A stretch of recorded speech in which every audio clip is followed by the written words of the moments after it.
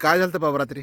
रात्री आवाज आला, मग आम्ही 2-4 जण इथलं आम्ही पळत आलो. इथं आलो तर ही गाडी खाली गेली, ती त्यांची गाडी पुढं दुसरी ठोकलेली गेली आणि मग हे 2-4 जण पोलीस होते, आरोपीला सोडून आलते भिडवून जामखेडची.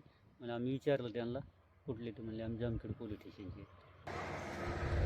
लिंबगणीच्या पुढं पवार साहेबाच्या शेतामध्ये रात्री गाडी गेली. मंगेश जाधवचा फोन आला 11:15 वाजता.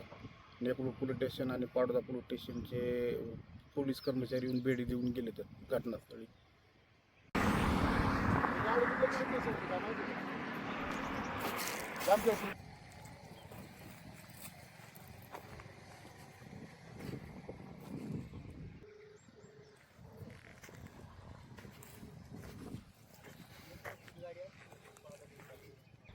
काय नाव तुमचं? भाऊराव शिंदे. काय झालं नेमकं?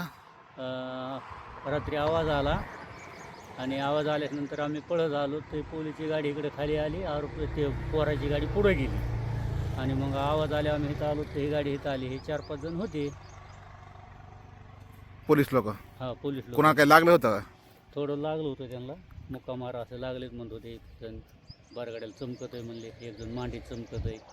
कुठली गाडी नेमकं म्हणजे? पोलीस लोक कुठले होते? जामखेड. काय सांगाल नेमकं? रात्री 11-11:15 वाजता मंगेश जाधव यांचा फोन आला होता. मला आपल्या कोट्यापाशी पोलीसवाल्याची गाडी खाली गेली, मला भाड्याचे मुलं आणि पोलीसवाल्याची गाडीचा ॲक्सिडेंट झाला आहे.